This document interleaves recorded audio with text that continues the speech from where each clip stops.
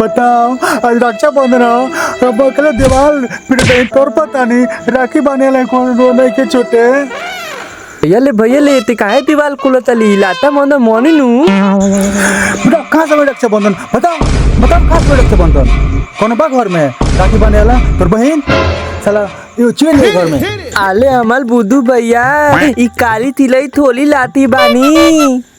बताओ कहाँ से राखी बनवाई दीवार से राखी बनवाई पंखा से राखी बनवाई कुर्सी से राखी बनवाई खुदे हम मुंह में मास्क लगा बांध राखी बताओ मतलब हम नहीं राखी बांध सकत तोरा से हम राखी नहीं बनवाए हम अपने सागे बहन से राखी बनवाए साला बोल बा कोनो बहन घर में आए तोरा पैदा होगे करे हमार सागा बहन बन के तीन साला जमुना बन के छोट भाई बन के आ गेल घर में तू तो बात तो सही कहता रो बहन होखल घर में जरूरी बा।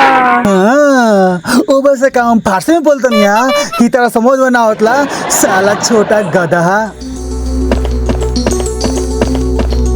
मम्मी मम्मी मम्मी मम्मी करे मुझ पे ना का चीज तरह कर रही है मम्मी हमें राखी बनवाए के बा हमरो राखी बनवाए के बा बहन लिया वो अभी जल्दी से हो तो तोरे के माना कोले बा जाके बनवा ले राखी गांव के लड़की से जाके कोनो से राखी बनवा ले जो पटीदार कोनो से राखी बनवा ले जो ये ना दिक्कत बा हमरा गांव में हमरा कोनो भैया ना कहले लड़की ऐसे कैसे हो सकेला कि भैया ना हो तो सैया हई का पता का होइसन तेरी जगह पूछ ले हमनी के रक्षाबंधन के दिन देखते ही भागे लागल सन।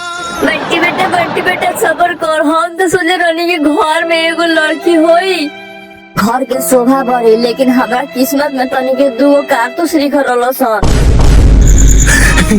तो सोबर के पल के हम जूस बना के पी जाए हमरा बहन चाहिए हमनी को रक्षा करे खातिर एक बहन चाहिए। अरे रते के बेटा बहन नहीं के तो नहीं के अब हम का करी। मम्मी ते ठीक से बोल हम जाता नहीं परी से अच्छा से बात करे आ घर में एगो बहन लेके आए।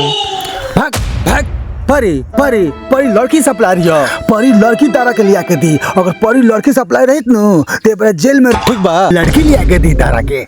ओए माँ देख बंटी आज रक्षाबंधन के दिन घर में उधंग मत बचाओ बच्चा बड़ी बच्चा खानी रहो चाहिए हमरा बहन चाहिए हमार हक बा हमरा बहन चाहिए केहू कह दी कि हमर हक नहीं के मारे मुगरा के एक चाटा ई कोनो गुड्डा गुड्डी के खेल ना हो कि मार्केट से किन के लेनी है तोरा के दे देनी। अरे सुन तर बंटे के मम्मी छठ पर हम कुर्ता पसरनिया सूखे खाती हनुमान सब फाड़ दे बरसन तू ही बताओ हम का पहनी। एक ही पैजामा बरवा कल दूसर पैजामा पहन ली ना। अरे पुष्पा हमरा उहे पहने के बा यार। अरे ई कौन जी धराउर रउआ कहतन कि हम उहे पहने ना हे मत पहना सुन के जीत बाकी हमरा बहिन चाहिए। हमर दिमाग मत खराब करे लो बाप बेटा ना तो दोनों जरा के झूठा धक्की के में लड़ा दे। सब के सब जिद्दी बाड़ा स बेटा एमे हमार का गलती बा हम तो तारा खाती बहिने मंगे रहनी लेकिन हई छोटका आ गइल ए विषय में ते अपना मम्मी से पूछ। हमरा में गलती बा हमरा में तारा मरन लोग के नु हमनी के मेहरारू सन में गलती लौकेला। अरे यार बीबी से बहस जिंदगी नहस तहस तू का बहस करता रहो अपने में दूर जाना दूर पैजामा हमरा हम कुछ नहीं के जानत हमरा बहन चाहिए तो चाहिए हमरा बहन चाहिए तो चाहिए हम कुछ नहीं के जानत हम इधर बैठे दिन 24 घंटा। मम्मी पापा जल्दी से बहन लिया के दे दो ना तो देख लो मामला गंभीर हो गइल बा। अरे बेटा उठ जा सनी देओल की तरह जवान हो कर भी तू रो रहा है बेटा उठ जा